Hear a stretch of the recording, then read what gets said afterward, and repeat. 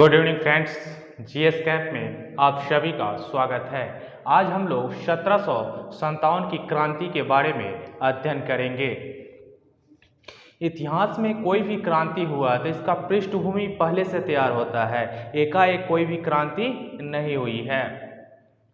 हम लोग 1757 की क्रांति तक पहुंचने से पहले हम लोग बंगाल के बारे में कुछ अध्ययन करते हैं। तो 1757 की क्रांति हम लोग को पूरी तरह से क्लियर हो जाएगा। फर्स्ट ऑफ ऑल देखते हैं हम लोग कि 1717 से 1727 ईस्वी के पीरियड में मुर्शीद कुली खां नामक जो है बंगाल का नवाब बनता है और इसे जो है नियुक्त जो है मुगल शासक करता है। और यह जो है अपनी राजधानी जो है ढाका से मुर्शिदाबाद लाता है और यह जो है अंतिम गवर्नर था मुगल सम्राट द्वारा नियुक्त होने वाला। ये पॉइंट आपको याद रखना है कि यह जो है अंतिम गवर्नर था मुगल सम्राट द्वारा नियुक्त होने वाला बंगाल का। यह व्यवहारिक रूप से स्वतंत्र कार्य करने लगा। इसने ढाका के स्थान पे राजधानी जो है मुर्शिदाबाद को बनाया। यह बंगाल का प्रथम नवाब था जो दस्तक प्रणाली का दुरुपयोग किया। याद रखिएगा, बंगाल का यह अंतिम नवाब था किसके हिसाब से? मुगल सम्राट द्वारा नियुक्त। लेकिन यह बंगाल का प्रथम नवाब था जिसने अंग्रेजों द्वारा दस्तक प्रणाली को इसने दुरुपयोग किया। एग्जाम में कई बार क्वेश्चन ये पूछा गया है। दस्तक प्रणाली वो होता था जो यूरोपीय व्यापारियों को छूट दिया जाता था, रियायत दिया जाता था, लेकिन यहाँ के स्थानीय व्यापारी वो अपने राजस्व का 40% तक कर देना होता था, तभी आप व्यापार कर सकते थे, अन्यथा नहीं कर सकते थे। ऐसे समझ सकते हैं कि दस्तक प्रणाली जो है ये व्यापारियों को, जो यूरोपीय व्यापारी था उसको छूट देता था, लेकिन यहाँ के व्यापारियों को छूट देना नहीं चाहता था। लेकिन छूट मिलता था उनको कब? जब 40% तक कर अदा करते थे।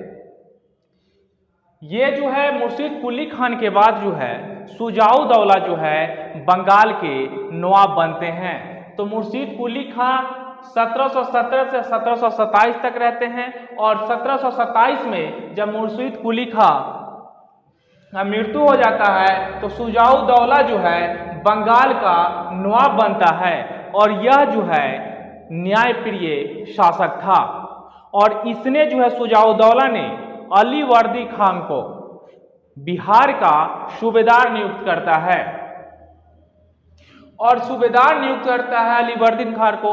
और शुजाऊ दौला का बेटा जो है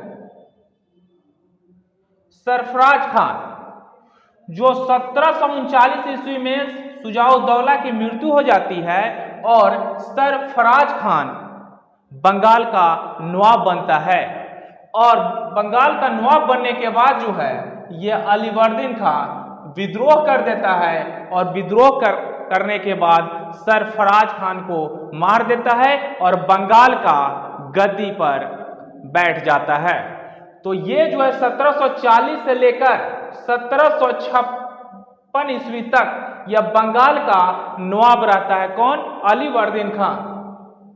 और इसी के समय जो है ना बंगाल को स्वर्ग कहा जाता था। आपको याद रखना होगा, अलीवर्दी खान जो है कार्यकाल 1740 से लेकर 1756 ईस्वी तक था।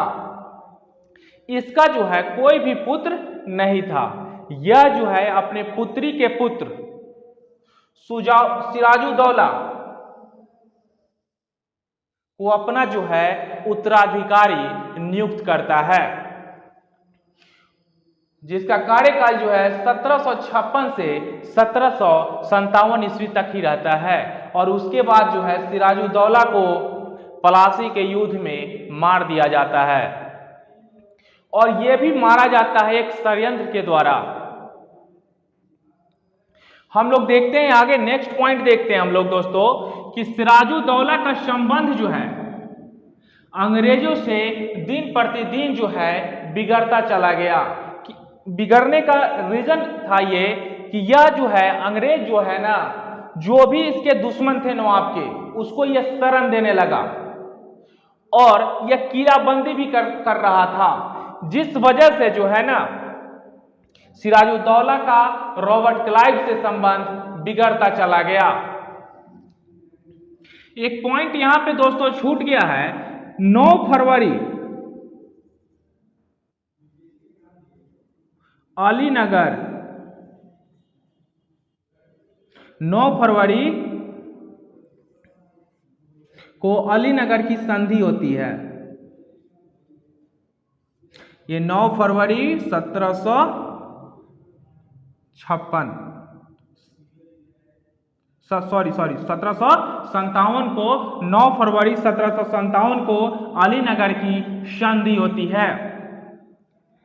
यह सिराजुद्दौला और अंग्रेज के बीच रॉबर्ट क्लाइव थे उस समय, आपको याद रखना होगा।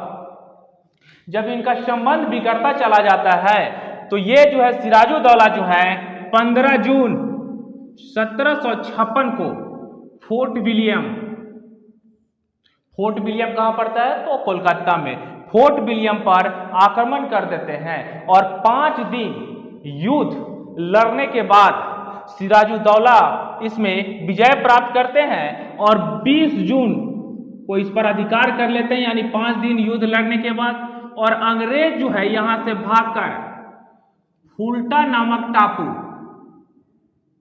याद रखना होगा कि फुल्टा नामक टापू जो है कोलकाता में था उस समय, फुल्टा नामक टापू पर शरण लेते हैं ये अंग्रेज।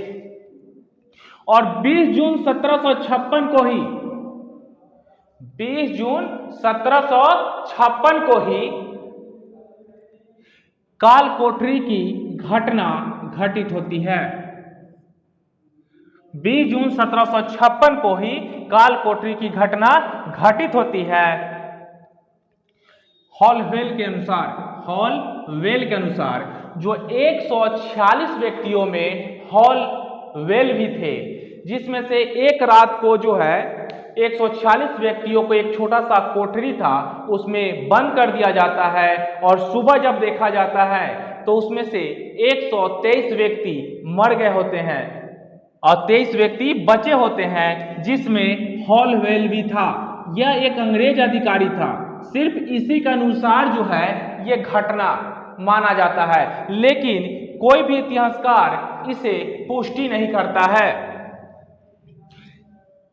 23 जून 1757 को सिराजुद्दौला और अंग्रेजों के बीच युद्ध होता है, प्लासी का युद्ध, जो प्लासी जगह पड़ता है बंगाल में। यह भागीरथी नदी के किनारे तट पर है। इसी को जो है प्लासी का युद्ध हम लोग कहते हैं। इसमें जो है सिराजुद्दौला का साथ देने वाले मीर मदान और मोहनलाल थे। सिराजुद्दौला थे इधर से और ये करीब करीब इनके पास 50,000 सेना था, लेकिन ये षड्यंत्र के तहत जो है मारे जाते हैं और अंग्रेजों के तरफ से रॉबर्ट क्लाइव थे। अंग्रेज अधिकारी कौन थे? रॉबर्ट क्लाइव थे। ये पॉइंट आपको याद रखना होगा। और इस युद्ध के समय, युद्ध के समय मुगल बादशाह आलमगीर द्वितीय था। ये भी पॉइंट आपको याद रखना है। प्लासी जो है भागीरथी नदी के पास और सिराजुद्दौला जो है 50,000 सेना के लेकर युद्ध किया था, लेकिन फिर भी ये हार गए थे।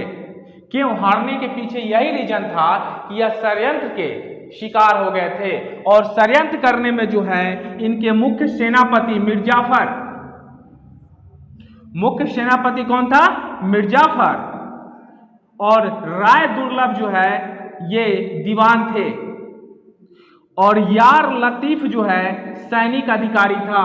जगत सेठ जो है बंगाल का एक व्यापारी था। तो 4 व्यक्तियों ने, मिर्जाफर, राय दुर्लभ, जगत सेठ और यार लतीफ ने अंग्रेजों का साथ दिया।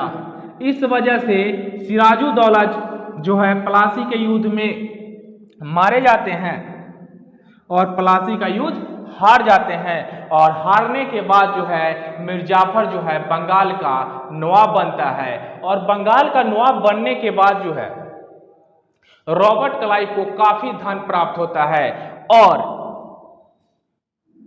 24 परगना जिले का दीवानी भी अंग्रेजों को मिल जाता है और इसी युद्ध में अंग्रेजों ने भारत में अंग्रेजी प्रभुसत्ता की नींव डाली।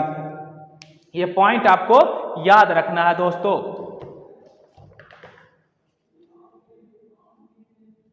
ये पॉइंट आपको याद रखना है। अगर ये वीडियो आपको अच्छा लगता है तो लाइक शेयर और सब्सक्राइब जरूर करें दोस्तों। जय हिंद।